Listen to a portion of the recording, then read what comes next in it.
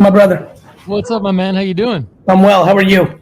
Yes, this is DJ Ski, and this is the Sports Card Strategy Show. You already know there is no off-season. I'm Jeff Wilson, and I'm loving the content here on the Sports Card Strategy Show. There is no off-season. Doing really well. Thanks for doing this. Happy to do it. All right. You ready to rock? Ready to go. What's up, everybody? I'm Paul Hickey with NoOffSeason.com. This is the Sports Card Strategy Show brought to you by Graybo Sports Cards. Graybo Sports Cards is a local hobby shop owned by Gray Barnett, Ryan Fitz, and Duke Denny One-Time Dodson. They're located in the Arts District of Richmond, Virginia. Graybo sports the best selection of raw and graded singles in the Mid-Atlantic and a wide variety of wax. Graybo's breaks on Whatnot and or Drip 5 nights a week. Listeners of Sports Card Strategy can receive a 10% discount from Graybo's on Drip, Whatnot, or their website at graybos.co by entering the code STRATEGY2023. You can follow all of Graybo's news and updates on Instagram at graybos_cards.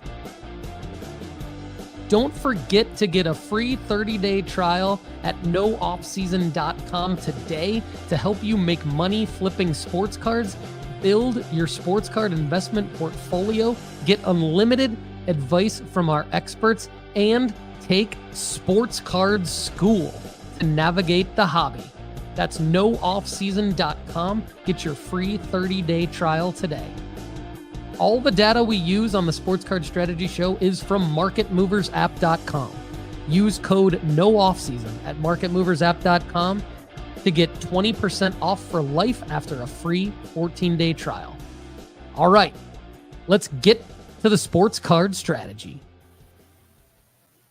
Happy Valentine's Day. Welcome to the nooffseason.com family and the Sports Card Strategy Show. We are here to help you make money flipping sports cards and build a collection that increases in value. I'm Paul Hickey with nooffseason.com. Got my main man back with me, Connor Barnett, head of content at nooffseason.com. What's up, CB? How you doing, man? Fantastic. Happy to be back from vacation. It was a little needed, but I had a great time, and now I'm just ready to get rock and rolling. Keep pushing out good content for everybody. And like you mentioned, happy Valentine's Day to everyone. Hopefully they get to spend some time with their loved ones. And if they're not, we love having you here. So pumped to get the show rolling.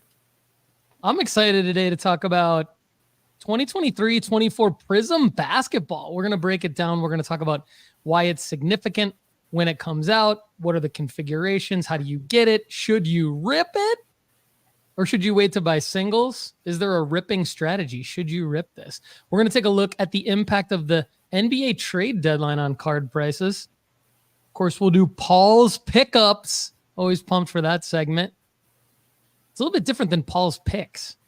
We'll break that down too. What are crossover collectibles? We're going to talk to Tim Larsen of Signs of the Times Collectibles about that. And of course, we'll talk directly to all of you, our nooffseason.com family members, and we'll answer your questions. But everybody knows what time it is right now. It's time for some live chat. Love, Connor. So let's say hello to Shane Graham. He's been first in these days. Good to see you, Shane. Cleo Cards in the house. Who's your card guy? Good afternoon, fam. One Galaxy Germ. Your premium pack just went out today, brother. Get pumped about it, Jeremy. He said, good afternoon. The Prizm release date for hobby got pushed back yet again. Question mark, question mark, question mark. Valentine's Day treat. Connor and his stash are back. Yes. Ryan Painter's in the house. Joe E. Says, happy afternoon, happy Valentine's Day, and 2024 Topps baseball release date. Yes, that is true. Justin Stewart, good afternoon. Good to have Connor back, and One Galaxy Germ loves Connor's stash. Live chat. Drop your L's and W's in there, boys and girls, and your questions as well, because we're going to take them at the end of the show. If you are listening on Apple and Spotify, you can get into the show too. Just DM me at Sports Card Strategy on Instagram. Join the Discord at sportscardstrategy.com for the quick link. Or, of course, go to youtube.com/Paul Hickey, because then all of you will be at youtube.com/Paul Hickey. We want you to subscribe. We want you to drop a comment on this video. And, of course, we want to thank our nooffseason.com network partner, CGC Cards. Check out nooffseason.com and click on the banner ad for CGC Cards to get more details on their great grading service for PC protection starting at $12. This supports us. It supports CGC Cards. And of course, please know that I'm grading my cards for flipping purposes with PSA only, but I'm of course considering sending some of my lower dollar cards to CGC to try out their experience for myself. More on that to come. Are you ready to start grading your cards? CGC Cards is the perfect place to slab your favorite football cards. From their clear, crystal clear holders to their affordable pricing, CGC Cards is the perfect stop for your grading needs. Go to cgccards.com to start grading today. Connor, you and Andy Kaysen and I, breaking news, we're going to be at the CGC headquarters later this month for a little behind the scenes tour. And we're going to create a lot of content to bring to our audience at the nooffseason.com sports card network, at Football Card Quest, and at nooffseason.com and the Sports Card Strategy Show. So get pumped for all of that, because we're going to get behind the scenes with CGC Cards. Speaking of behind the scenes, Sports Card School is a safe place for noobs, advanced flippers, and high rollers alike to learn how to navigate the hobby and ultimately build a collection that increases in value. Go to sportscardschool.com. Get a free 30-day trial at nooffseason.com today to start learning our guidelines, strategies, and plays to help you make money flipping sports cards to fund your PC and other things in your life. Another live chat love here. Alan Ma in the house. The stash is bang on. Needs to be showcased on the website. Okay. Connor's got some headshots on nooffseason.com right now. And here's another question of the day. So the last few episodes without Connor, I've been asking a question of the day. It's pinned on Instagram right now. So go to Sports Card Strategy on Instagram. See the question pinned and respond to it there, please. And if you're in the live chat, you can go ahead and respond. And of course, if you're watching on youtube.com/Paul Hickey after the video, we want you to respond there. We want comments there. We want you to subscribe to the channel and comment on this video. Question of the day is simple. What is the number one card on your watch list right now? Connor, since you're back, you answer first, brother. What is the number one card on your watch list right now? Yeah, so I think this is a great question, and I'm glad it's asked for my day back, because I had my friend reach out to me the other day. Shout out to my guy, Mitchell Evans. And he's trying to kind of get into making money flipping sports cards, wants to know what a good investment is. He's like, okay, I can pick one card in X price range. What do you think I should buy right now? What should I look at buying? I told him you should be looking at Justin Herbert's 2020 Prizm Silver PSA 10 for a number of reasons. One, it's down 14% the last 180 days. Obviously, we're kind of approaching buying season for football now that the Super Bowl has ended. We are waiting for some of that hype to kind of melt off the market. However, two recent sales on this card were at $1.55K a piece on the same day. However, before that, you can look at $910 on December 5th, $845 on December 10th, $905 on December 17th, $805 on December 19th, and $870 on December 20th. This was a card that was selling between $1,500 and $2,000 between June and September of 2023.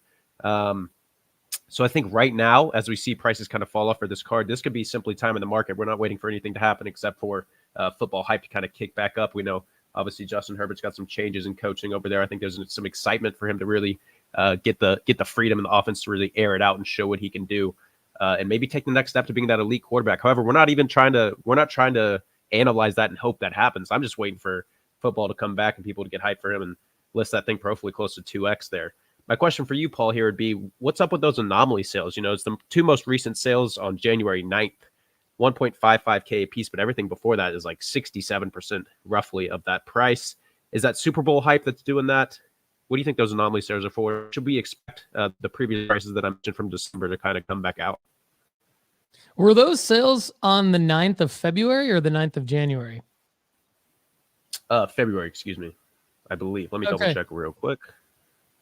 I think it's the Harbaugh effect. I think it's the Jim Harbaugh effect. I think people. Okay. I did see Herbert's base Prizm PSA 10, not the silver, but the base Prizm PSA 10, and I think the silver PSA 9 jumped quite a bit after the Harbaugh announcement, which would have been I think it was January 19th, if I'm not mistaken, off the top of my head, Harbaugh was named the coach of the Chargers. I think it's the Jim Harbaugh effect. I think people were down on Staley there, former coach Staley in LA. And now that Harbaugh's there, QB guy, right? And Herbert is a hobby darling. So there's a lot of people that like Justin Herbert. He was down for a long time. And that's the other thing is he was just down for a long time. Like the sales you listed 910 on December 5th, 845 on December 10th, 905 on December 17th, 805 on December 19th, 870 on December 20th. We told everybody on the Sports Card Strategy Show to buy Justin Herbert, to buy that card. I think he was one of my buys of the week. And Duke Denny One Time Dodson talked about Justin Herbert as a buy as well. And a sell marker being the coaching change. So Duke Denny One Time Dodson at Graybo's called that. But I think you're right. I think that this card's going to continue to rise. And I think this card's going to continue to go up and up and up all the way until the hype cycle of late August. And certainly probably if Herbert starts the first 4 weeks of the season well from an individual standpoint, and if the Chargers are 3-1, 4-0, something like that after the first 4 weeks, I think this card crescendos. I'm bad at picking that. I'm going to probably sell it I'm going to probably recommend that everybody sells it towards the end of August, but great choice for the number one card on your watch list right now, Connor. Phenomenal. Just want to say hello to Joel Kaplan and Card Snatcher real quick. Ryan Painter has an answer. T. Higgins is on his watch list. If he doesn't get the franchise tag, some team will get a WR1. Love that. Yep, I agree. So again, if you're listening on the podcast apps, comment on the pinned post on IG at Sports Card Strategy. If you're watching at youtube.com/Paul Hickey, please comment below and hit the like button. We want to know, what is the number one card on your watch list right now? All right, next up, Connor and I are going to talk about 2023-2024 Prizm basketball. The release date maybe was pushed back. I'm not sure. What I did is I went to paniniamerica.net, and for the hobby box that says coming soon of Prizm 2023-2024, I set an alert. You can set an alert on that page if you're logged in, and it'll email you when you can go in and buy that hobby box. And I haven't gotten my email yet, so I have to believe that it was pushed back. So let's get into Prizm basketball. And the reason I want to talk about this is because Prizm is always the flagship release for Panini every year for football and for basketball. We talked about Prizm football last week, and I want to get into Prizm basketball with Connor this week to just kind of see what's on his mind related to kind of his first year really back in the hobby. He's done a lot of, a lot of laying back in the cut, doing research, not really buying too many singles, not really buying too much wax. But Connor, does Prizm basketball get you excited? It gets me excited, but I mean, obviously we're not looking to get wax, and we're going to have to wait a little bit until those prices cool down anyway. So right now is not to me, it's a time to be prospecting guys that you might be looking for in the future. Obviously, we're not hoping to really be ripping wax or be buying these guys on top end prices before their markets kind of cool down, like we often discuss for rookie prints. So definitely some excitement here, but with haste, Paul, with haste. I agree. Ripping wax is not a sports card strategy typically.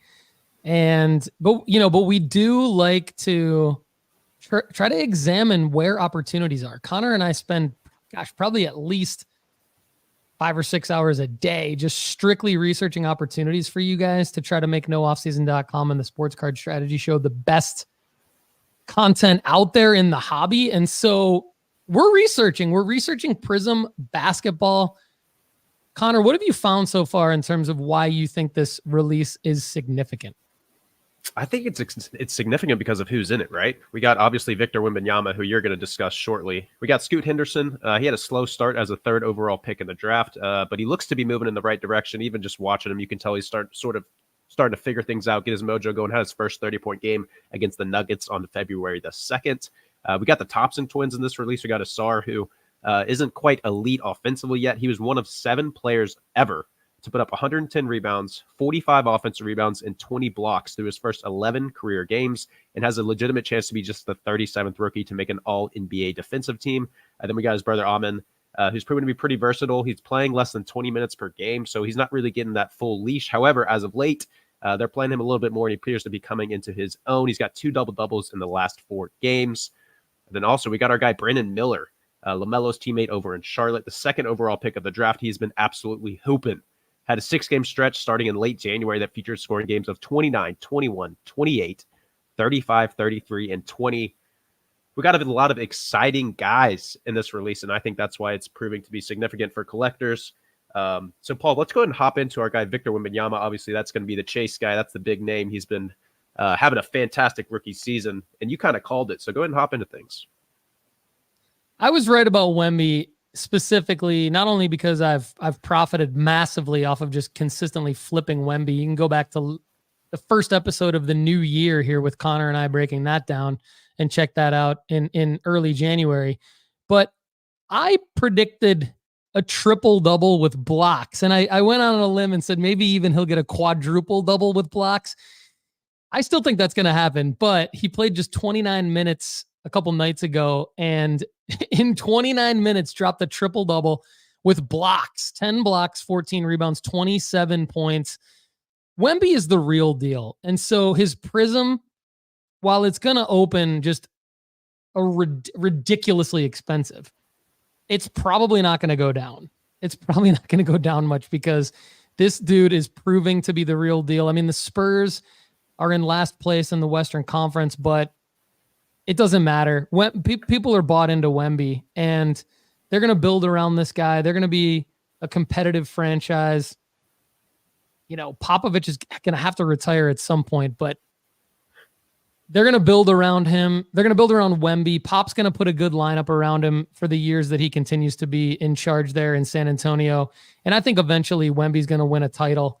I think he's going to stay healthy. I know that's a hot take, but I think that these are all, even if he doesn't do any of that stuff on the court in the long term, there is so much hype around Wemby that for the foreseeable future, for like 2 or 3 years, there's going to be so much hype around him that his prisms just probably won't go down. So he's going to be an anomaly.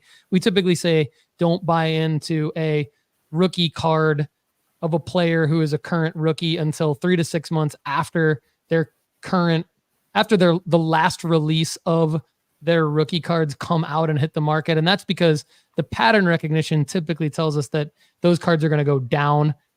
But I think Wemby's going to be an anomaly. I think his Prizm is going to be an anomaly. And so I think if you can get your hands on a Wemby Prizm, even if it's a base, it's probably not a horrible investment. So that's going to be an exception to the rule and a guideline that kind of breaks all the other guidelines and strategies out there. And I think, some of the other guys there's going to be plays for too, just because there's going to be so much hype around Miller, Scoot, the Thompson twins, Wemby, and we're post Super Bowl now. So we've got the All-Star break coming up, and the Rising Stars teams were announced. So there's going to be a lot of attention around these young stars. The NBA is going to want to highlight them.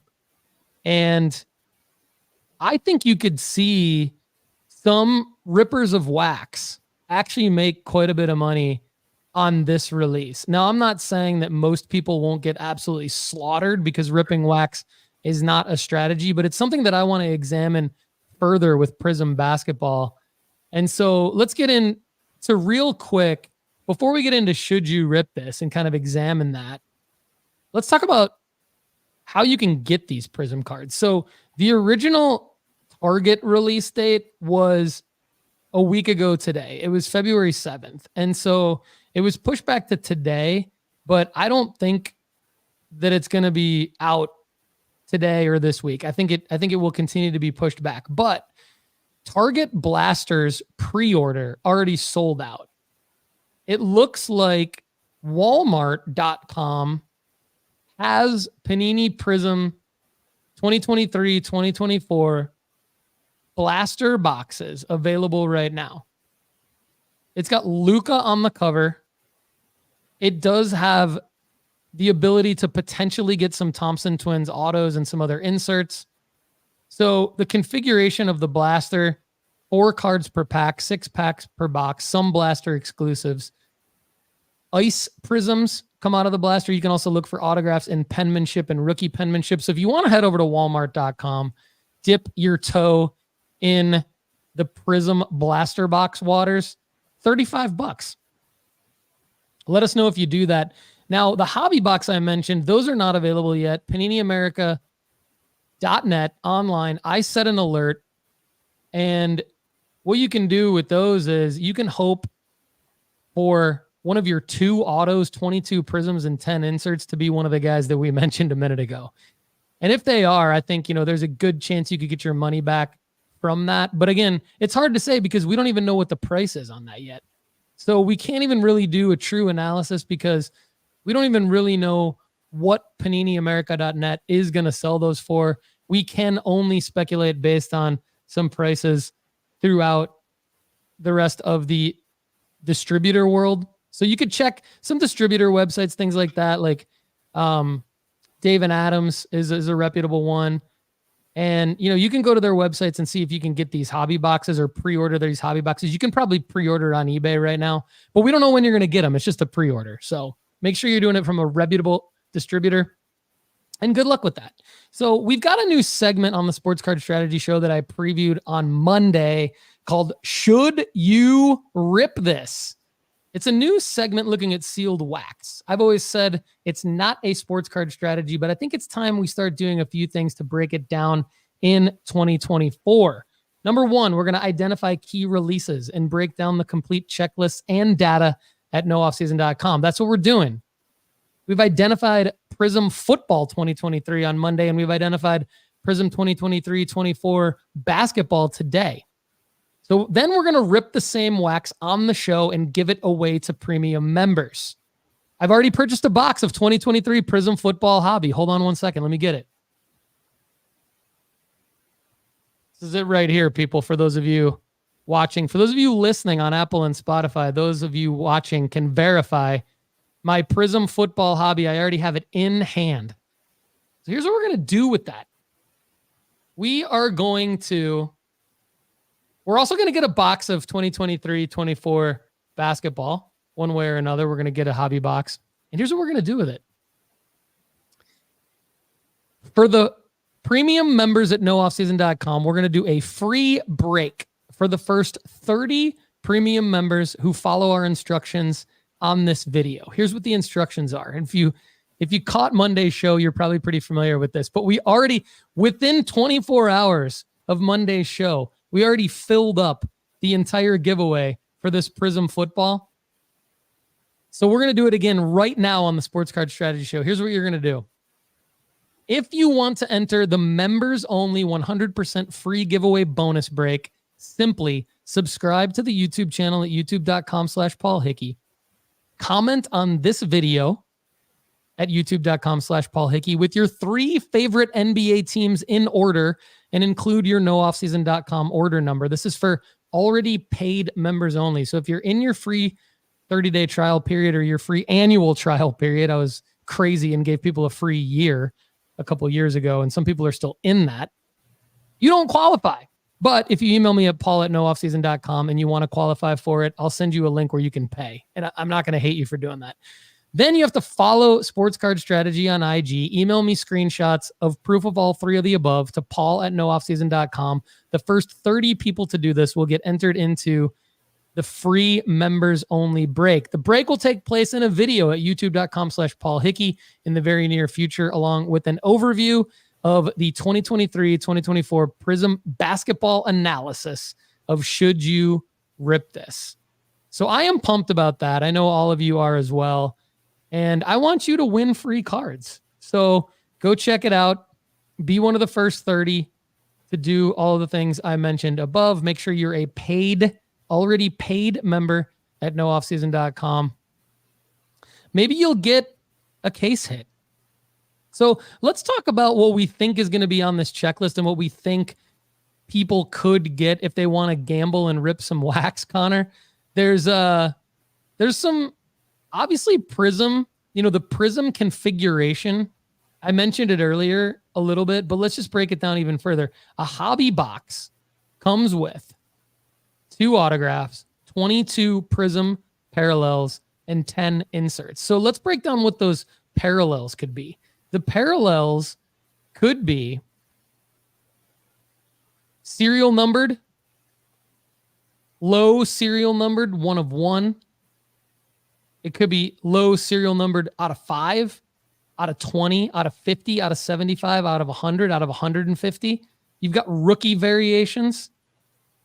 You've got some inserts that aren't as valuable, but inserts can kind of be cool. Fireworks, Luck of the Lottery, Fractal, Kaleidoscope, and Prizm Break. And Cardboard Connection doesn't mention Color Blast in here. There's no photos of Color Blast, but typically Prizm has Color Blast for basketball, football, and other Prizm releases, even soccer. So, in collegiate. So we think this is probably going to, it's probably going to go for around just under $1,000, just like the football release did. I think you can maybe even pre-order some of them now on eBay for around $925. So you can check that out. So they're not cheap.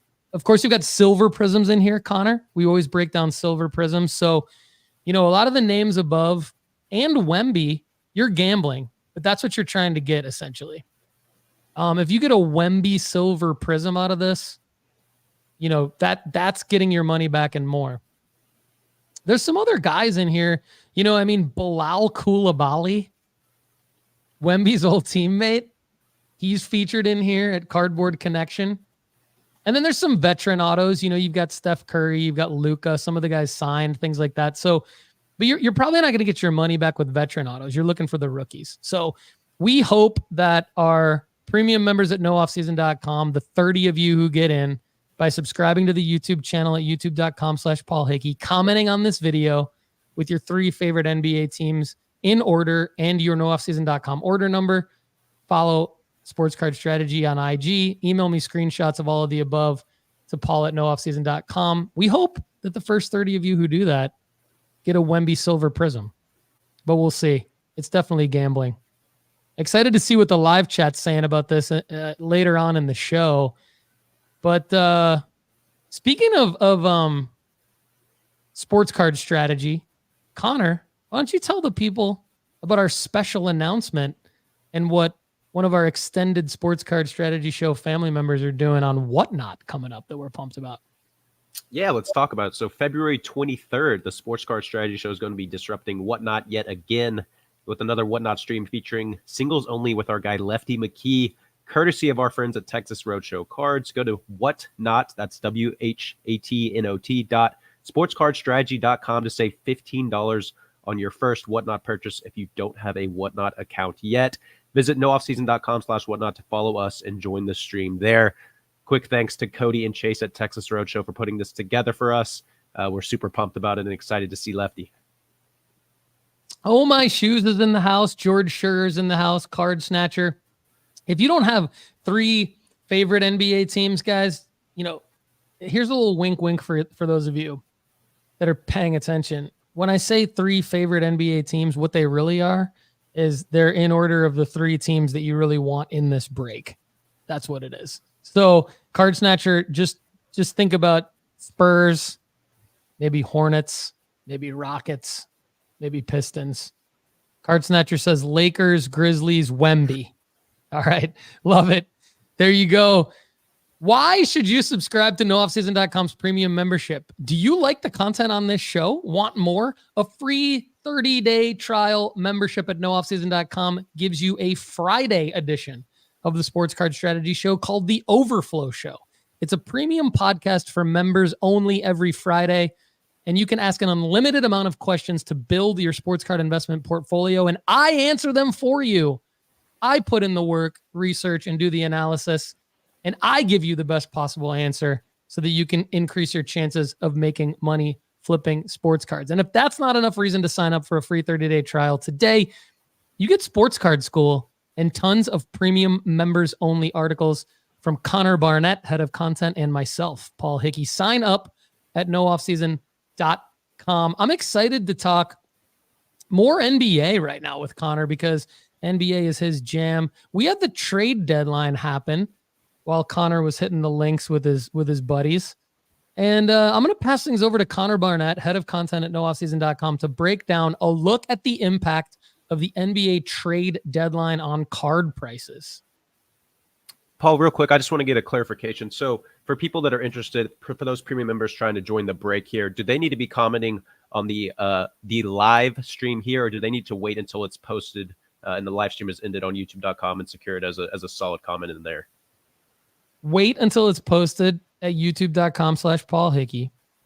It happens right after the live stream ends. Secure it as a comment there, because while we love all of you in the live chat, and the live chat is a big part of the content on this show, and we love that, it doesn't help us as much as a YouTube actual comment. So if you really want to even help us more than you're helping us being in the live chat, wait until the video is posted to make your comments. They live there forever.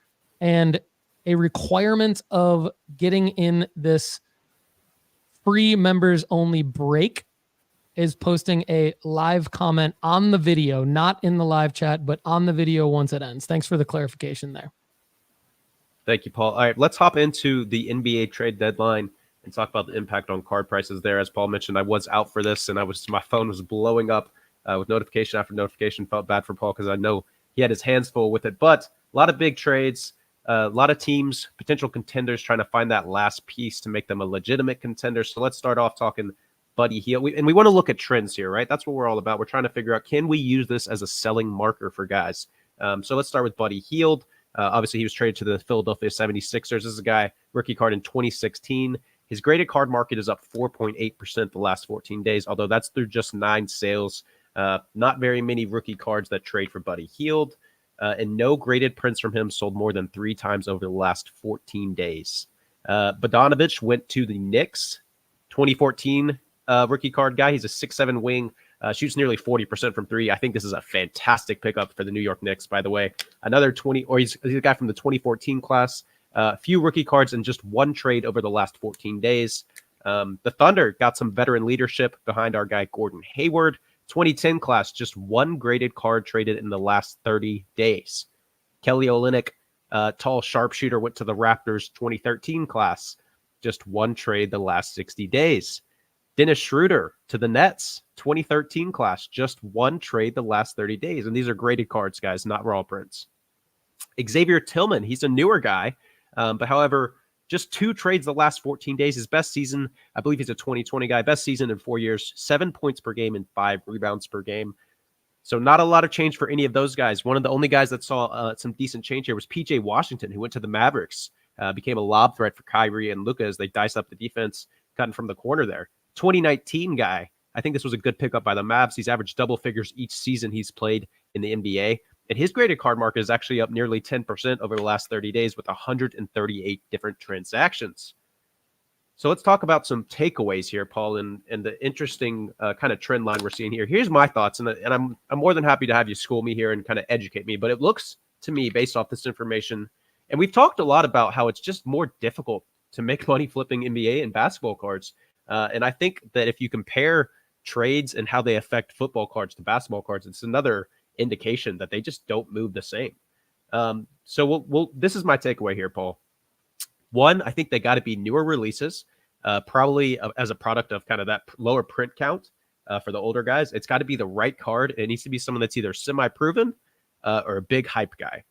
I think maybe raw prints will see jumps, but nothing of big time substance. So you might see those things that say it's 300 or 400%, but that's really just a $2 card going to $5 or something like that. So my question for you, Paul, really is, how much does print count matter? What are your takeaways? Are they kind of in line with mine? And what are your thoughts here? Yeah, we didn't see any big names move. So that's part of it. I mean, Buddy Hield was the biggest name. And while he did have some movement in his market, the reality is, like, 2016 rookies had a pretty low print run. And his PSA 10 2016 Prizm base, there's only a pop 155. That one did actually go from $1.25 up to $18 because of the trade news, but there's only 4 sales. So there's not a whole, I guess the takeaway for me is like, it does move the needle in the right situation. And even in a semi-right situation like Buddy Hield. But I think overall you're right. I mean, there's no big names. So the trade deadline this year was totally anticlimactic, unless you're an NBA geek fan, which I know many of you are, and we love that. We love NBA geek fans. But that doesn't translate to the card market. So, but what's interesting is that it did actually move the needle in its own weird way for some of these guys. I mean, PJ Washington had some cards go up a little bit.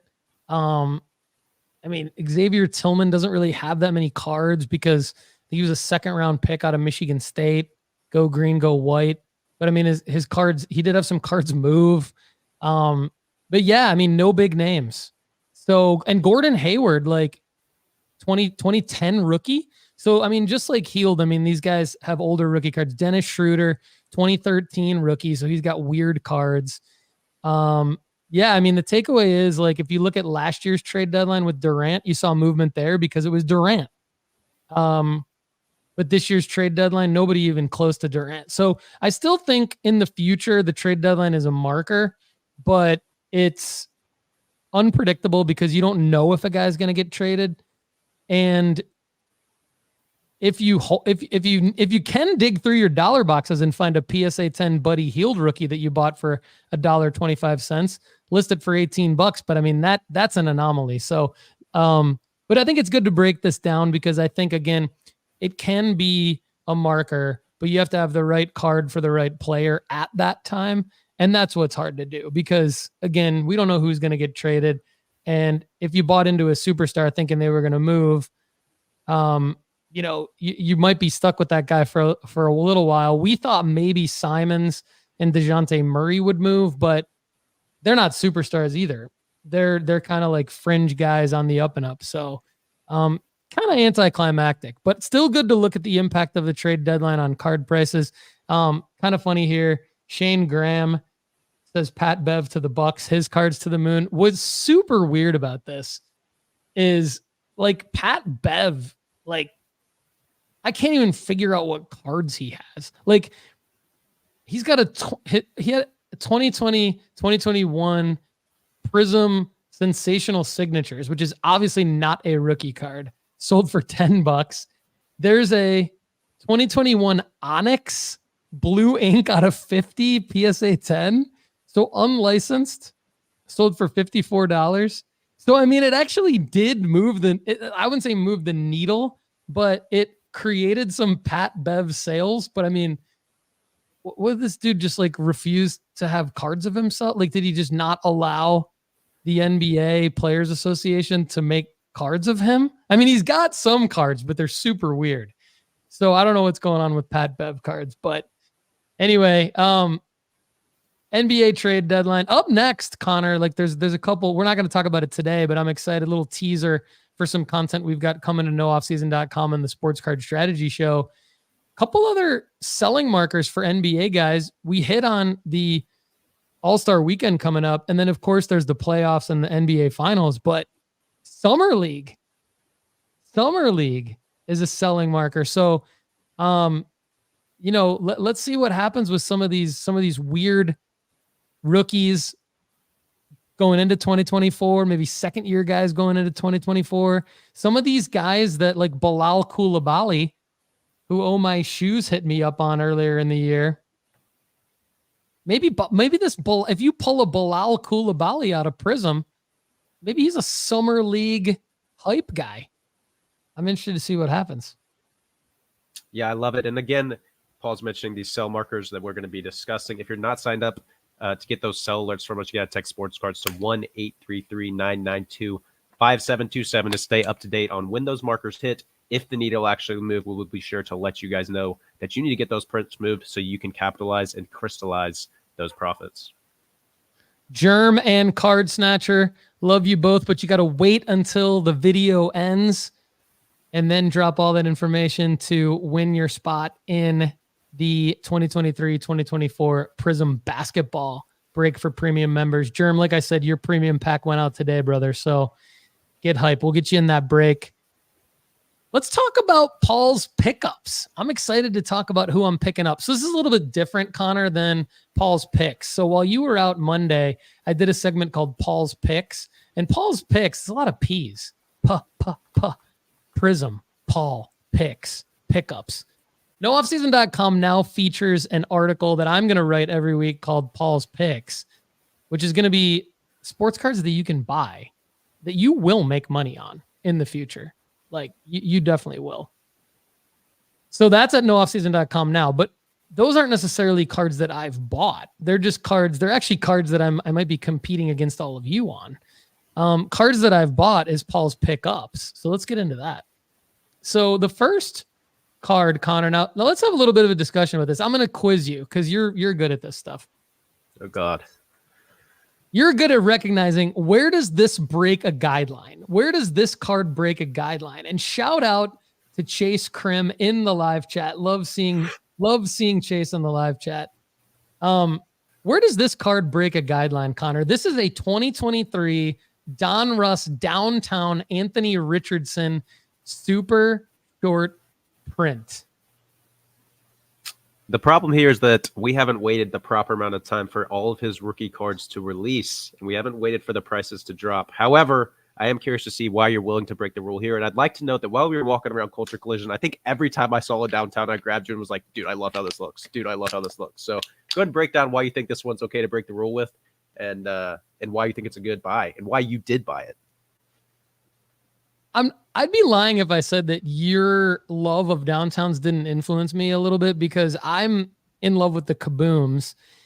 As those of you familiar with the show know, for the last few episodes, I've been talking about Kabooms, but Anthony Richardson's Kaboom is listed at probably 4 times the amount of what his Downtowns are listed for. But I believe that the Downtowns, while they don't have the same upside as the Kabooms, they are more achievable, and it's still a super short print card that is a highly desirable card, and it fits the pocket of desirability, achievability, and holding long-term value. So when I talk about the guideline, I talk about guidelines in the context of, in a vacuum, they're dangerous.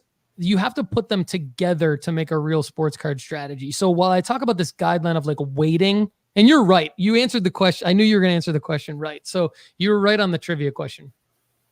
But the reason why I talk about that guideline, it's really more for people who are newer to the hobby. They may not be advanced flippers yet.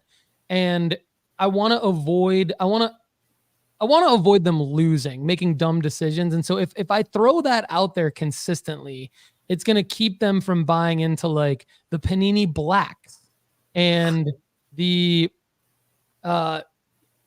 maybe just the base Don Russ stuff. It's going to like the absolute memorabilia. Like there are some really low end cards that have rookie autos. They might even have rookie patch autos. And so I've lost a lot of money in 2021 and 2022, really before I knew what I was doing as a flipper. When I was tasting things, I lost a lot of money on those releases. And I lost a lot of money on even like Mosaic and things like that. Because what happens is if you don't wait until the other releases come out, and then for the prices to go down, you can really lose a lot of money on the lower dollar cards that are the more achievable cards. But when you get into the higher end cards, like the Downtowns, the Color Blasts, the Kabooms, that's where the guideline starts to fall by the wayside. And you start to see a situation where if there's a selling marker, and if you can get the right card for the right player at the right time, in this case, meaning not a lot of hype around Anthony Richardson. So, he's recovering from injury. There's a lot of hype around CJ Stroud. There's a lot of hype coming out of the Super Bowl around Mahomes, Kelsey, even a McCole Hardman card sold for a ridiculous amount of money on Super Bowl Sunday. So there's a lot of hype still around the 49ers, still around the Lions, the young guys in the Lions. There's still a lot of hype around Puka Nacua because of how these guys finished up their season. But Anthony Richardson stopped playing in like week 5 and he had surgery. And so I'm going where they ain't, Connor. This is a go where they ain't. And look, only 5 bids on this card. I won it on 5 bids, and I won it for $510, which I think is a steal for the 4th overall pick in the 2023 NFL draft going into his 2nd season. The selling marker is going to be late August when there's tons of news reports about how his shoulder's healed, how he's ready to sling it, how he's the next Lamar Jackson. Right now, I know he's going to get injured in like week 3 or 4, but I'm going to sell it before then. So I've got a selling marker for this card. I'm pumped about it. And you're right. You nailed it, man. You nailed it. I broke the guideline here, but I think it's a good opportunity to talk about breaking guidelines. And if you're confused on the guideline strategies and plays, I get it. Go to sportscardschool.com, check out the advanced flipping course in the selling strategy lesson, and you'll see what I'm talking about. All right. Up next in Paul's pickups, this is a guy I forgot about when I did the Kaboom episode. So the first day Connor was out, I did a Kaboom episode. So you guys should go check that out from last week, a week ago. And I looked at guys that were going into their 2nd and 3rd year, young running backs with hype, young wide receivers with hype. We talked about Drake London. We even talked about Najee Harris. We talked about Breece Hall. We talked about Garrett Wilson. We talked about more guys than that, but we didn't talk about Kenneth Walker III, my Michigan State Spartan Kenneth Walker III. Kenneth Walker III was injured last year. He fought through injury. He rushed for just under 1,000 yards, but he still had 8 touchdowns. He had 1,000 yards and 9 touchdowns rushing in his rookie season in 2022. So I got a Kenneth Walker III 2022 Kaboom PSA 9. Best offer accepted at $300. So I was pretty pumped about this. By the way, the Richardson sells for about what I got it for, right around. It sells for about between $475 and $425. I will get the Richardson graded, by the way, the Richardson downtown. This Kenneth Walker III, I'm going to keep it as a PSA 9. No reason not to keep it there. It does sell for about $300, between $275 and $325. It sold for $400 last year. So I really think this card is easily a $400 card. So 300 in, 400 out, worst case scenario in August. I think I'm in good shape with this one, but I also think Kenneth Walker III could easily go up above $500-$600, depending just on the hype around him. And the hype comes from ADP, average draft position for fantasy leagues. So that's why I'm really hype about this third guy. I talked about him in the Kaboom episode last week, Breece Hall. I was able to snag this 2022 absolute Kaboom Breece Hall PSA 9. Best offer accepted. What did I get it for? It was listed at $426. No, it was here's what happened. It was, and I want to walk you guys through this as a sports card strategy. So there's a few tips around this Breece Hall pickup. This segment isn't just about me bragging about who I picked up, right? There's some sports card strategy and hobby tips around this. So this card was listed for $449. And there was a best offer option on it, but I just simply added it to my watch list. So what happened when I added it to my watch list is what happens a lot. The buyer sent me an offer and lowered the price. So the buyer lowered the price to $426.55 because the buyer got the seller got a notification from eBay saying people are interested in this card. They've added it to their watch list. You have prospective buyers. Would you like to send a buyer an offer? So the seller lowered the price to $426.55. The seller then sent me an offer at $400, but that still wasn't low enough for me. So I made an offer at $350. The seller counter offered at $385. I countered at $375 and I got the card for $375. So I was pumped to get a card that sells for over $400 at $375. And I was also pumped about the option that eBay gave me. So as I was checking out for this card, eBay gave me the option. It said, first of all, would you like to use spendable funds for it? And I said, yes, I would, because, why would I not use spendable funds? I mean, I guess you could cash out your spendable funds. That's fine too. I typically do that, but I had spendable funds from some cards that I had just sold, some Wemby PSA 10 hoops cards that I had just sold and profited on from a different play that I mentioned on this show. I said, yeah, I'll use my spendable funds. But then it said, here's an additional service. This card is actually in the eBay vault already. Would you like us to just transfer it to your eBay vault? So the downside of this is I don't get it in hand. I can't take it to the card show, the Nash National. I can't take it to the Real National because it's in my eBay vault. I'm not going to sell it till August in the hype cycle because Breece Hall, by the way, I mentioned ADP a minute ago. Breece Hall, by the way, Connor, is like a top 5 fantasy football draft pick projected already going into 2024. So I really think I'm going to sell this Breece Hall during the NFL preseason when people are just pumped about their Breece Hall on their fantasy teams. And so, but I said, you know what? I'm going to go ahead and just transfer it from that person's vault into my vault because why? I mean, U.S. Postal Service, right? Like, why not just secure the card in your vault? Why not just go ahead, get it in there, and it's already in my vault. And now I can just click one button in my eBay account and I can list it. So those are a few packed in hobby tips. And then one other hobby tip that I just wanted to throw out there before I let you unpack this with me and ask your questions here, Connor. Did you know you can organize watch list items into a custom list? So as I was scrolling through my watch list, for those of you listening on the podcast apps, I'm just going to go ahead and share my screen real quick with the audience. And so as I was going through my watch list, I basically noticed this today. So I'm scrolling through and I see all of a sudden this option that says organize watched items into custom lists, create a new list. Now I'm an organization guy, right? So and watch list on eBay is kind of a mess. So like if I want to organize this into my Wyatt Langfords, my Anthony Richardsons, maybe my Kabooms, my Wyatt Langfords, my gold Prizms out of 10s, my Shadur Sanderses that I'm looking at, I'm going to start using that feature. So I think Sports Card Strategy, hobby tip, we want all of you to stay organized. We want you to keep track of all your stuff. We talk about spreadsheets all the time. New custom watch lists. It's a good way to do it. So anyway, Connor, what do you think, man, of my my Paul's pickups? Real quick first, I love the custom watch list. Organization is huge for us. I mean, that's like our motto across the entire company.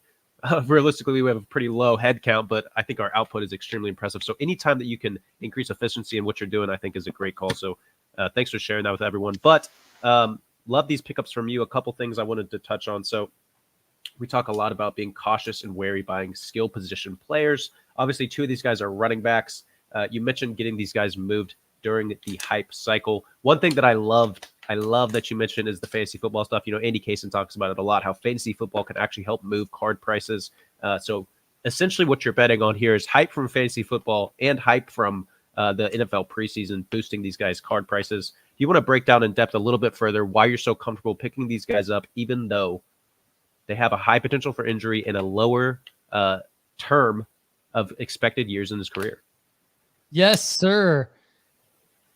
Because I don't think they're going to play and get injured before I'm going to sell them. So I'm going to sell them in late August. And I think that what happens is social media gets pumped about NFL training camps.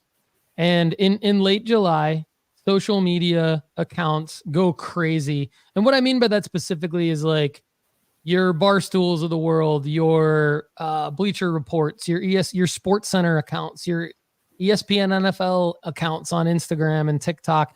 They're going to start to post and YouTube Reels. Or YouTube Shorts. They're going to start to post a ridiculous amount of highlights from these players, catches in practice, how big and fast and strong they look. Fantasy football news is going to be all over throughout the summer with mock drafts and average draft position. I talk about ADP.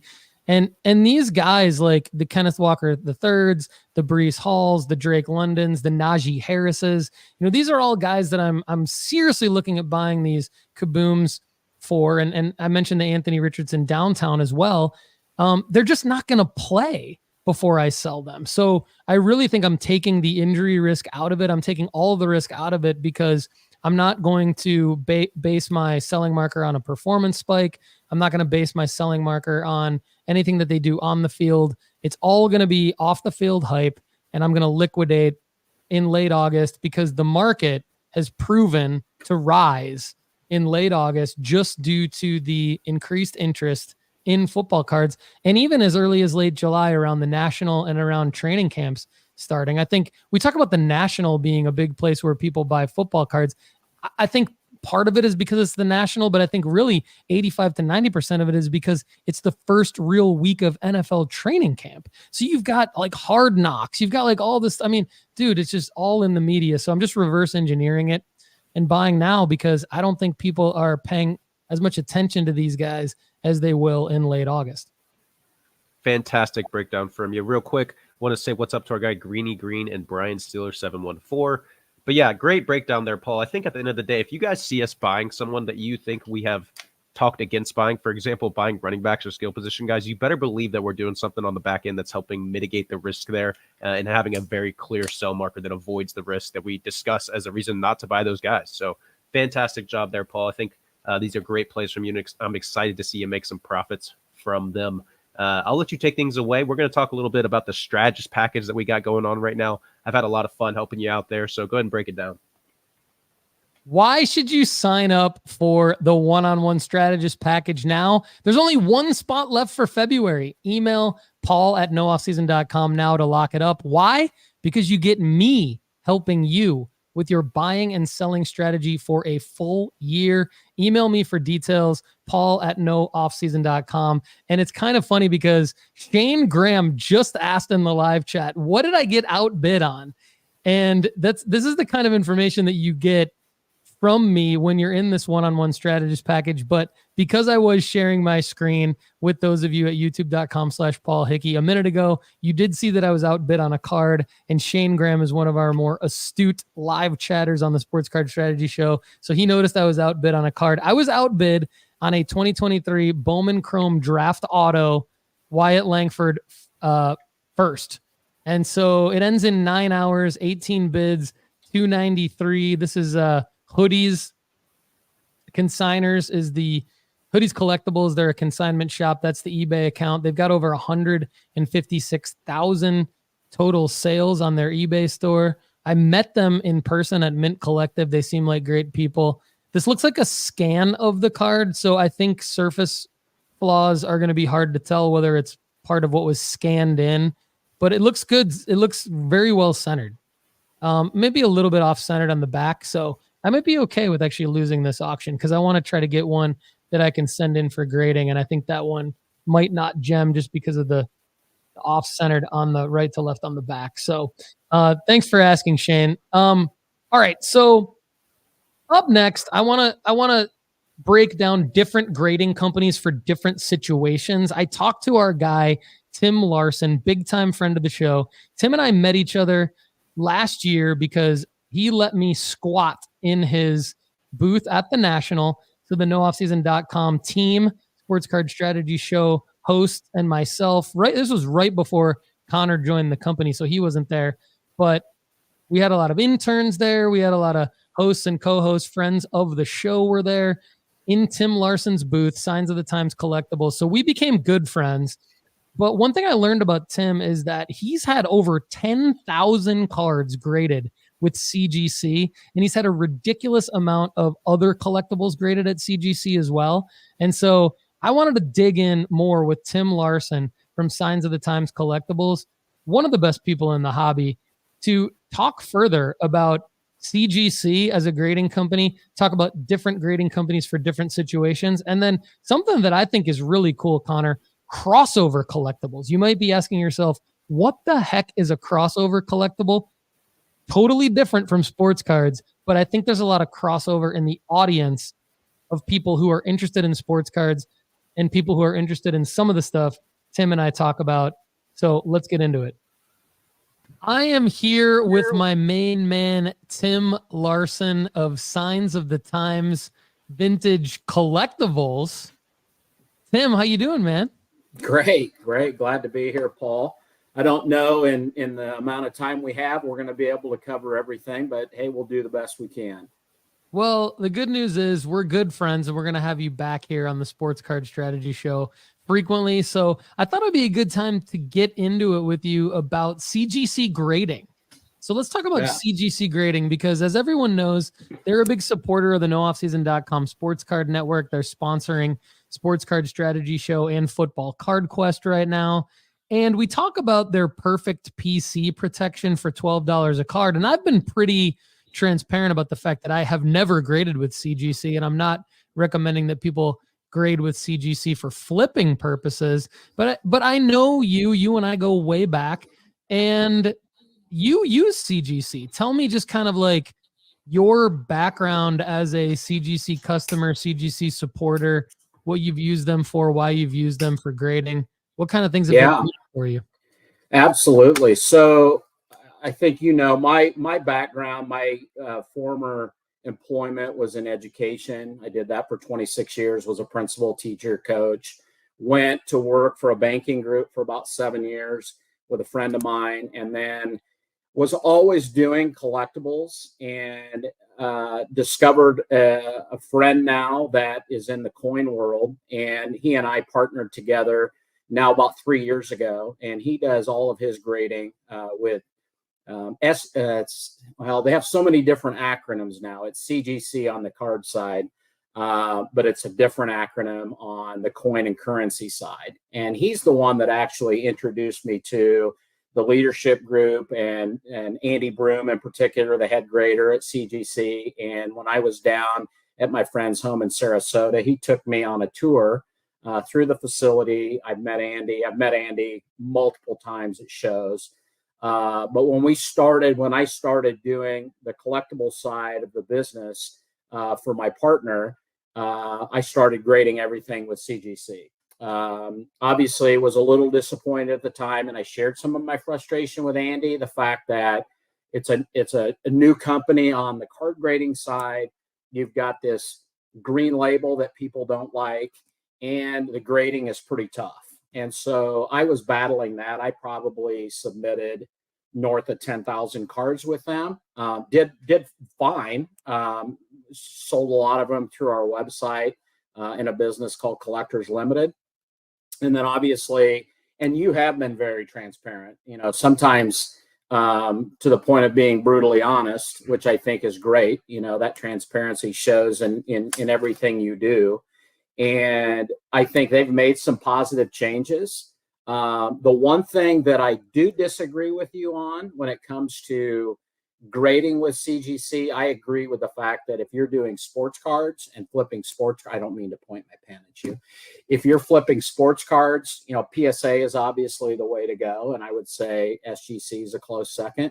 But on the TCG side, I absolutely put CGC up there with PSA. And the proof is in the pudding. I actually have submissions with CGC right now with about 100 high-end TCG cards that I could have sent to PSA. So that's the one caveat, I guess, that you haven't mentioned to your no off-season family is sports cards. I agree. TCG cards, I disagree. But interesting. Well, that's good that you brought that up. So you would say, in a way, that CGC is the PSA of TCG. It's a lot of acronyms right there, but I think we all follow that. I think so. And I think, honestly, and I haven't really talked to Andy or the leadership group about this, as you've mentioned, CGC is the leader in comic books. And I would say they're the leaders in coins and currency too, with the different acronym. But CGC is the comic book company.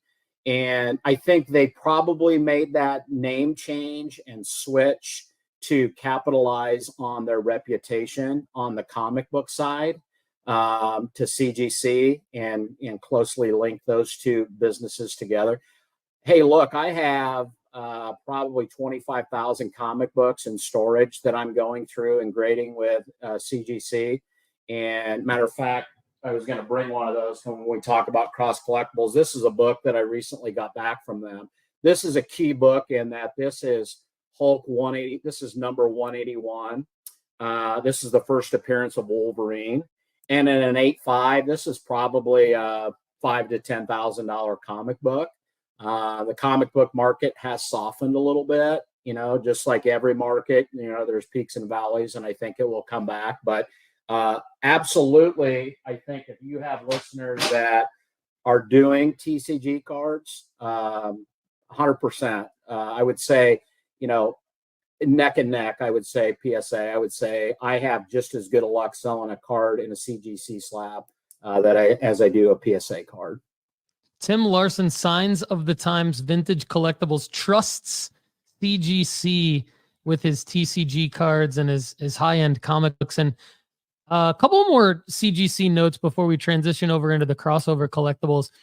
Adam Rips is the head of collectibles at VFriends, and he and I were talking recently about the same thing you mentioned, which is they trust their VFriends TCG cards to be graded with CGC cards. And then another point that you made, I believe that you're correct. I believe that what they're trying to do is, why wouldn't you ride the coattails of being an industry leader for TCG and comic book grading and name your sports card grading acronym CGC as well, right? So I think, no doubt, I think that's great.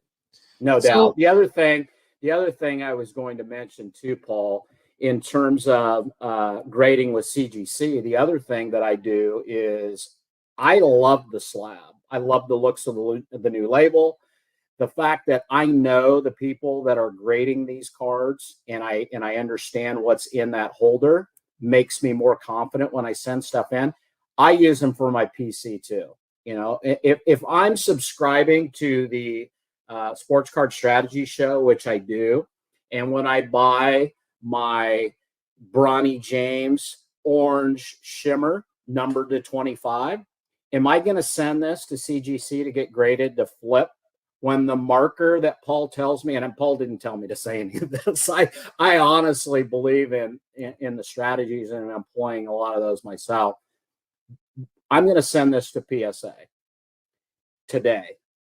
Hopefully down the line, it's something that as CGC builds their reputation and trust, and we start to see some of those prices climb, it's definitely something I would send to CGC. But I do send a lot of my personal stuff to them that I keep in my safe and keep long term. And I know you're against that, and I understand why. And you talked about that with your Jeremy Lee discussion, but a lot of the stuff that I do keep for myself and grade myself, I do send to CGC. Sweet.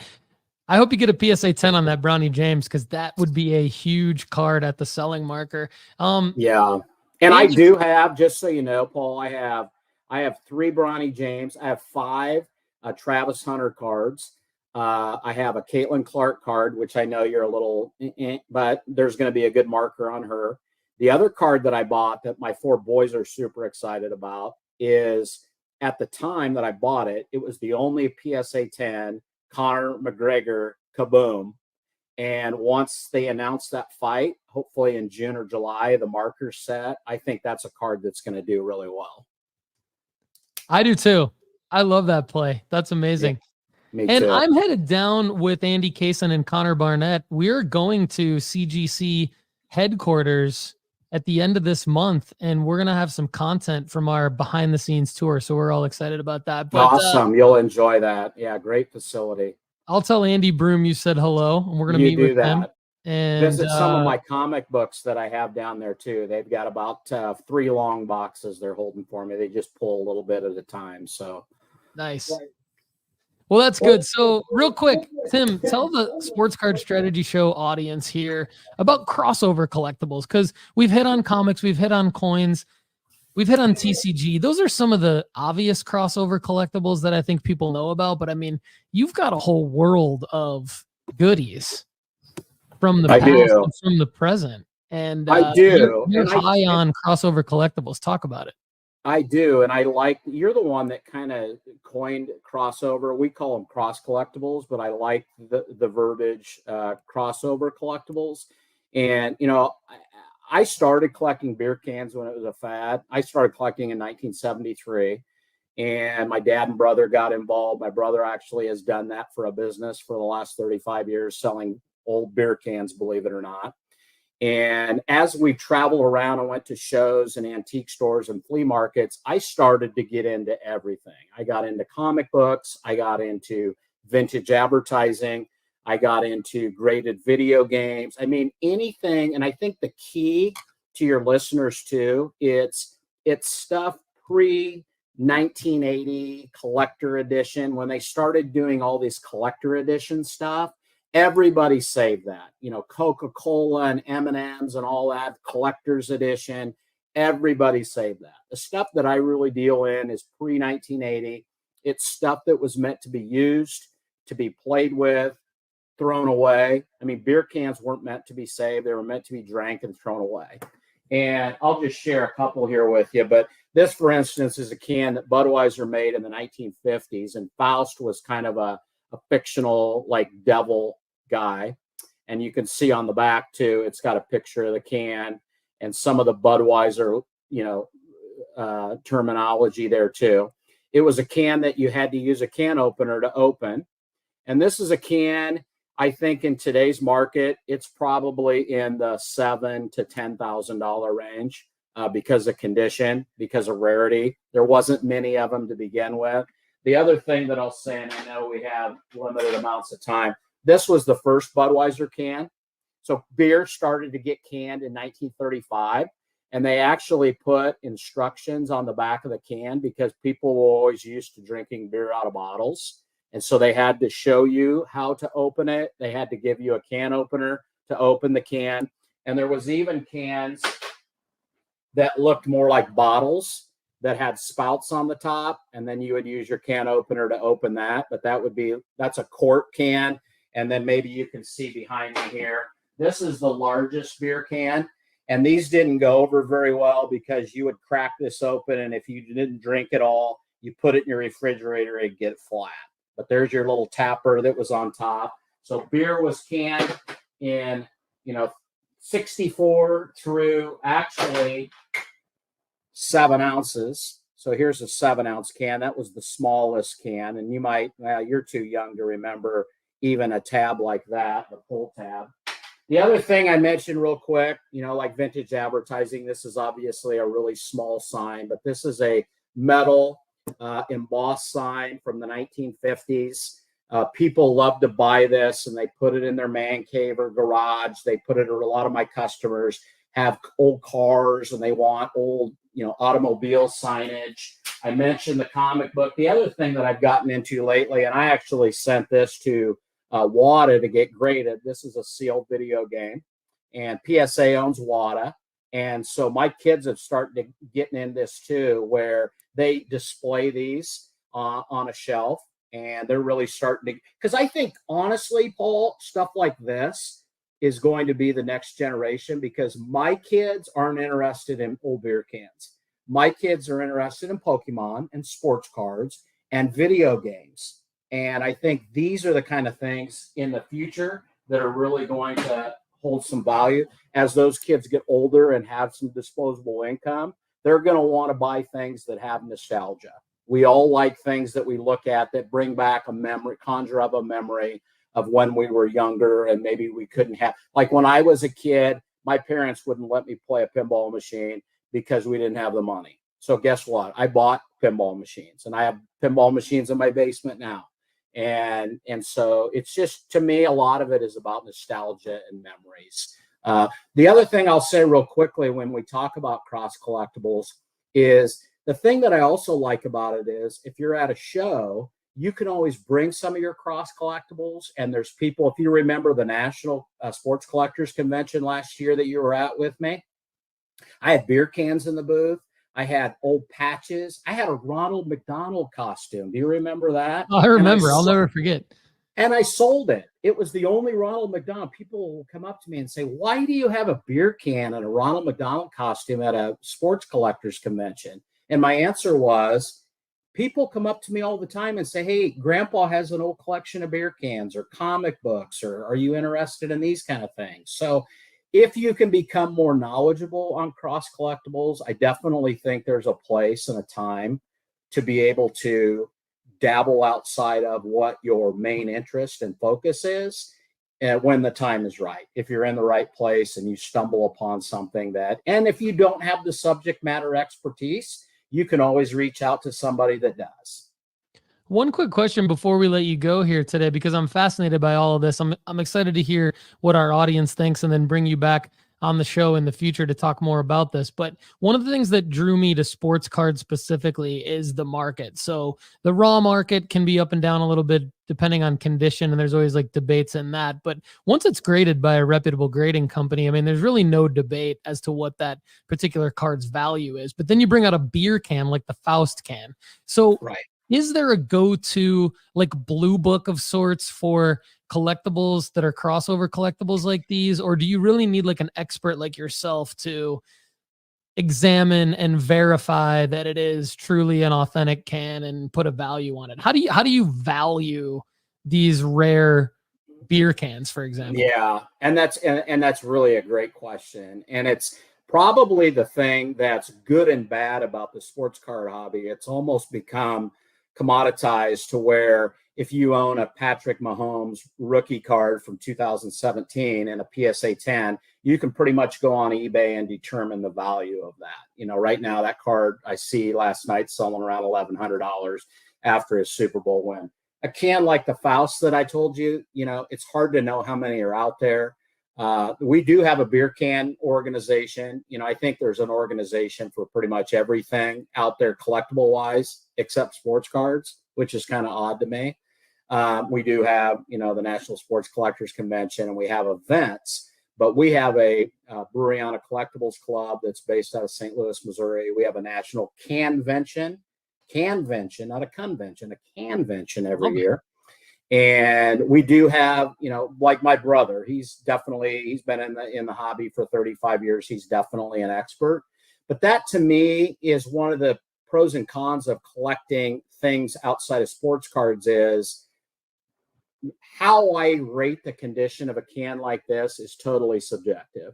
What I call it may be different than what you call it in terms of grading. I can take pictures of it. They can be deceiving. So a lot of it is I've built up a reputation where when I'm selling cans to customers of mine, we have a grading system that's different in beer cans. When I call it a certain grade, my customer knows when they get it, that's what it's going to be.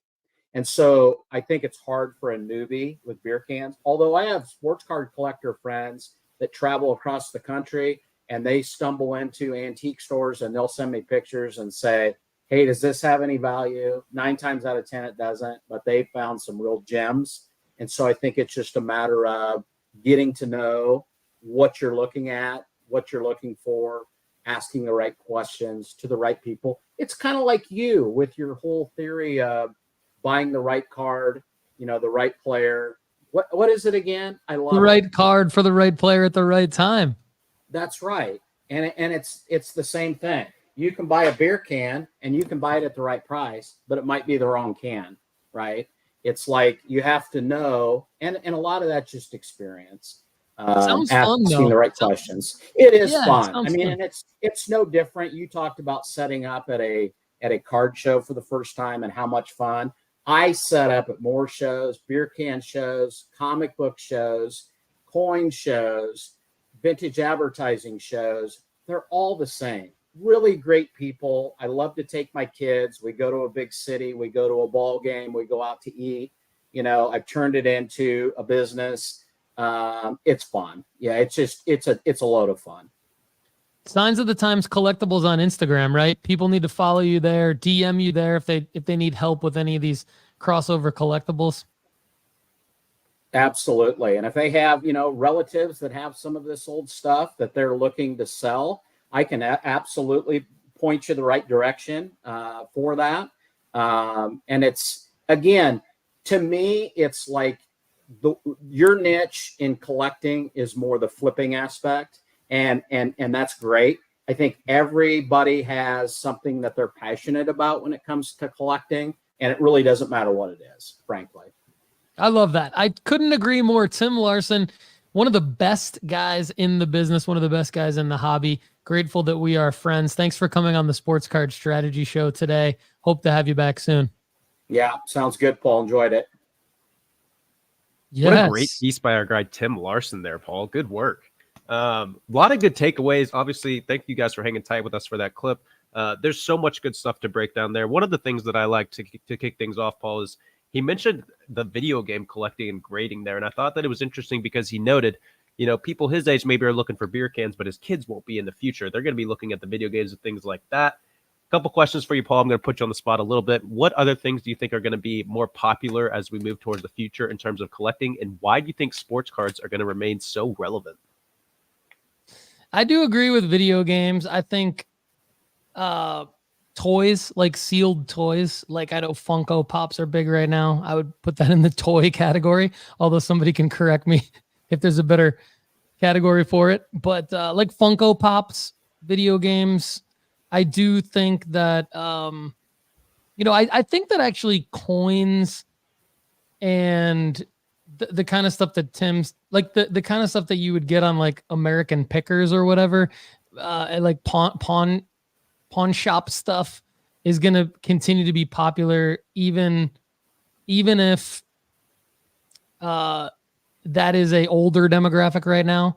I still think that it's going to continue to be popular. But yeah, for this younger generation, I think it's going to be sports cards mainly and TCG. I think TCG cards and sports cards, because there's the grading. Here's why. And this is why this isn't why I picked sports cards, but because I already had a passion for sports cards, but this is why I went so hard into sports cards in 2021 and have continued to, and will continue to go harder and harder into sports cards. It's because of the grading. It's because there's checklists. It's because it's easy to follow. There's a release calendar. We all know who the players are. There's media coverage around the players. So now we know what the checklists are, what the checklists should be comprised of. We can educate ourselves on that. That's well documented. We know that there's a raw value to a card that fluctuates based on condition. But once that's graded, it pretty much becomes set in stone.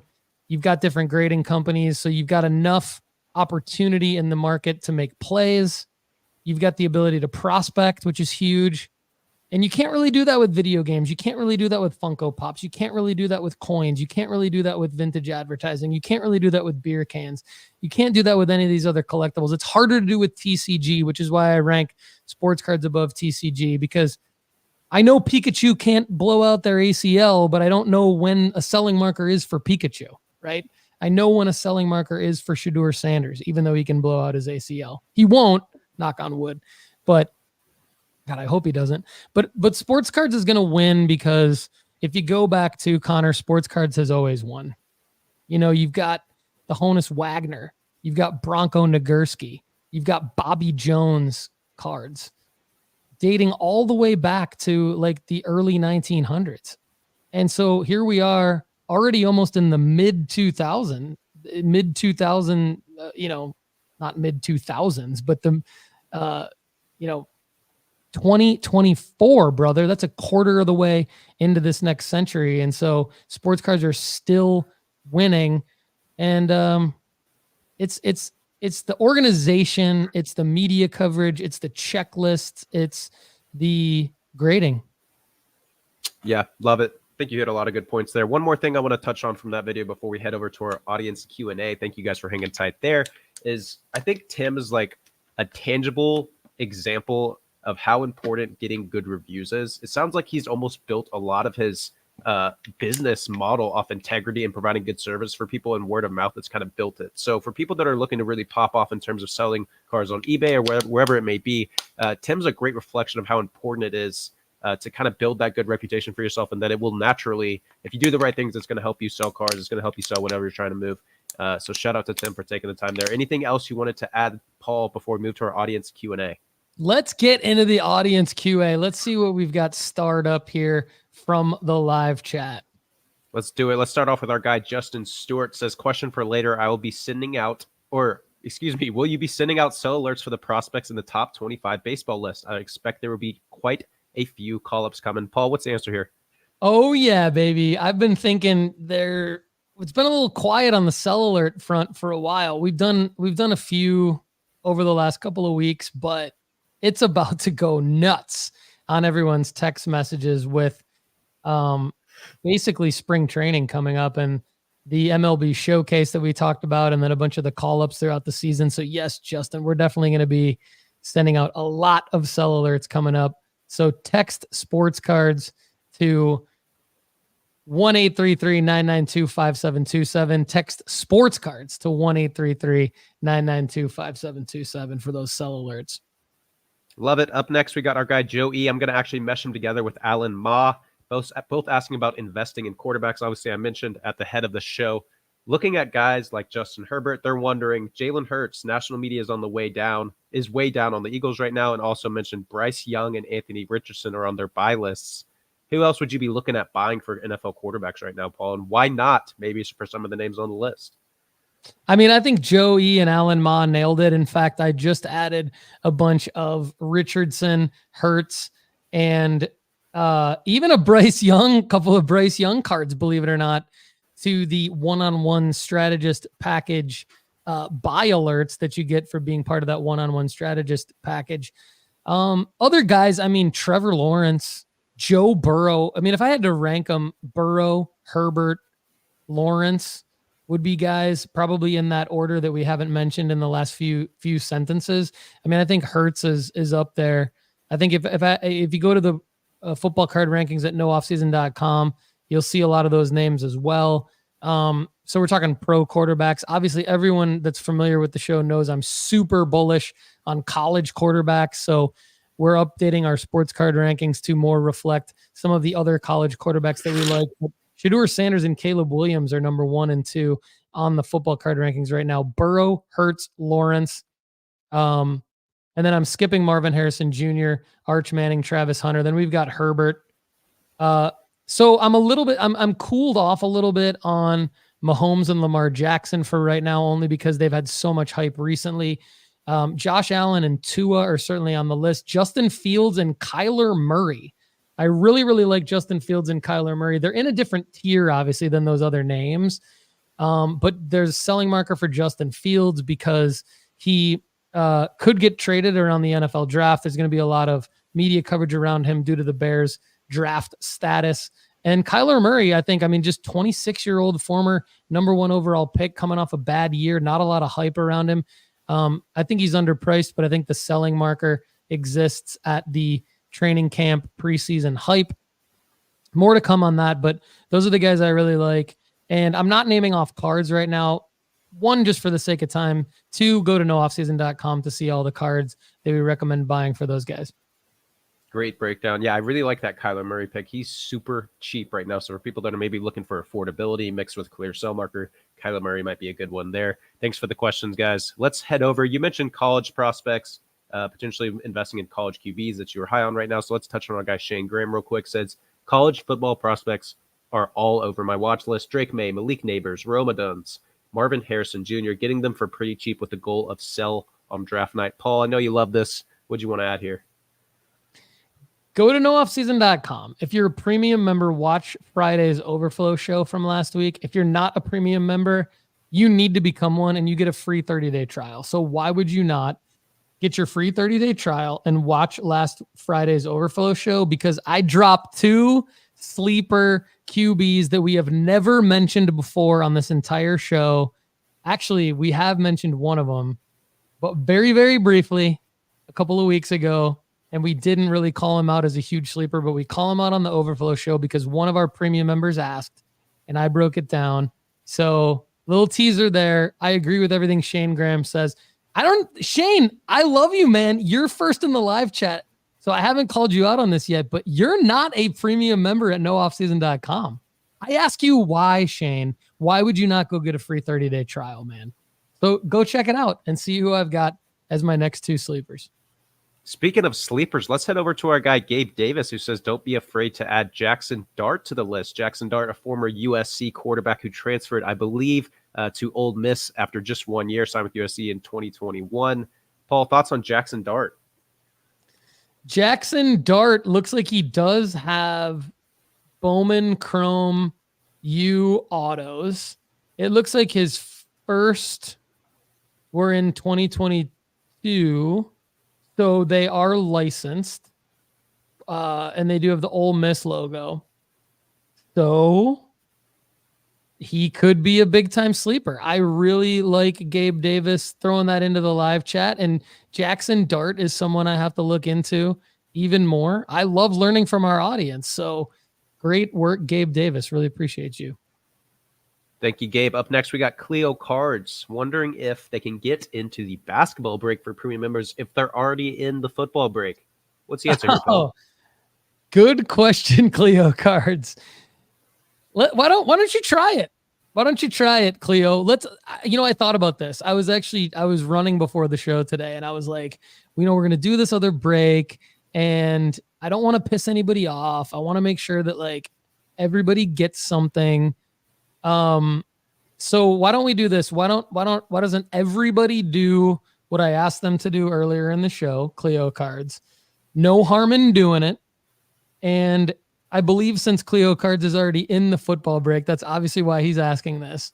Let's see what happens. Maybe you'll get in the basketball break. I think I will say this, what I would like to do is I would like to get feedback from the premium members on this, but knowing the nooffseason.com fam, I would like to think that they would agree on implementing some type of rule that either you wouldn't be able to get into back-to-back breaks unless they don't fill. So that's why I want you to do it anyway, because like if it doesn't fill, I'm going to take the next people that do it and put them in there.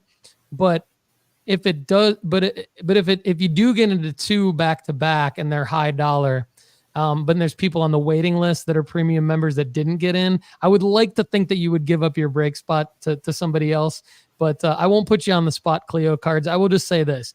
I don't know yet, so go ahead and just do what I asked you to do, and then I'm going to figure it out later based on how quickly it fills and who fills it. Paul, during Paul's pickups earlier, you used the term spendable funds and using that towards investing in some of the cards that you picked up recently. Our guy Justin Short was a little baffled by this. He says, wait, can you use your eBay sales money to purchase things? Do you have to have a certain number of sales before you can do that? I've never had that option. How are you using these spendable funds, Paul? Yeah, so Justin, glad you asked this because I don't talk as much as I really so there's so many topics to talk about on this show and in all of our content. Like there's literally like, I would say a quote unquote waiting list of like hundreds of things that I want to say in our content or on this show that I just don't really say because it's hard to, you can't prioritize everything. So what ends up happening is like when I go through something like Paul's pickups, I'm like, oh, this is an opportunity to talk about 37 other things I want to talk about. One of them that Justin caught is spendable funds. So what happened is a couple of months ago, I received a notification within my eBay app that said, you've now qualified for spendable funds. And so would you like to turn on spendable funds? Before I had spendable funds turned on, I would automatically get payouts. So I like that because like, I didn't have to do anything. So as soon as eBay would process all of the money from my sales, I would just get an auto payout into the bank account attached. But now that I have spendable funds turned on, basically it defaults to giving me, essentially spendable funds credit in my eBay account that I can use to buy anything on eBay. And if I want to go into my eBay seller hub and cash out the spendable funds, now I have to manually do that. It doesn't automatically do it for me. So that's spendable funds. I don't know what I did to qualify for spendable funds, but it is I believe, newer feature that gets activated at some point along the way, your eBay journey. So I think it's probably one of those things where the more stuff you buy and the more reliable of a seller you are, they give you access to be able to essentially keep your money in eBay. I think it benefits them probably more than it benefits us, but it's still a nice little feature because it feels like you're not really spending money. I will say this, because it feels like you're not really spending money, I'm kind of thinking about doing a sports card school class on like being careful about spendable funds because it is your money. Like it is your money. So it can trick you into buying cards that or maybe paying more for cards than you should, or buying cards that you don't want to buy, or buying things on eBay that you don't want to buy. I'm glad that I mentioned spendable funds, but I really think it's more important to actually stay disciplined on taking out your money from eBay so that you can reinvest it back into something else. There's no benefit really in using spendable funds. It's really just being lazy and keeping your money in eBay. So what I probably need to do is cash out the rest of my spendable funds as the Dave Ramsey of sports cards. And Connor, while you were out, I think I might have become the Jim Rome of sports cards because I was solo for 2 shows. What did you think of my 2 solo shows without you? I thought they were phenomenal. I actually messaged you and said we might need to have some solo Paul Hickey going on. I thought they were great, a lot of good value. I am happy, however, to be back, and that's actually all I've got for the audience Q&A. Is there anything else you wanted to touch on before we wrap my inaugural return to the Sports Card Strategy Show up today? It's good to have you back, Connor. I am pumped you're back. I am super grateful and thankful for the entire nooffseason.com fam. Don't forget to try to get into that Prizm break if you can. If you're listening on the podcast apps, you know what to do. And we're always here to help you guys out. So get that free 30-day trial at nooffseason.com. Email me at paul@nooffseason.com. Let us know how we're doing on the pod. Have a great day. We'll see you guys again soon. Thanks so much for being here with us on the Sports Card Strategy Show. To connect with us further, please subscribe to the YouTube channel at youtube.com/Paul Hickey. Please also give us a follow on Instagram at Sports Card Strategy and on X at No Off Season Card. We also have a Discord that you could join at sportscardstrategy.com. Everyone, I'm Paul Hickey. For the rest of us here at nooffseason.com, have a great day. We'll see you again soon.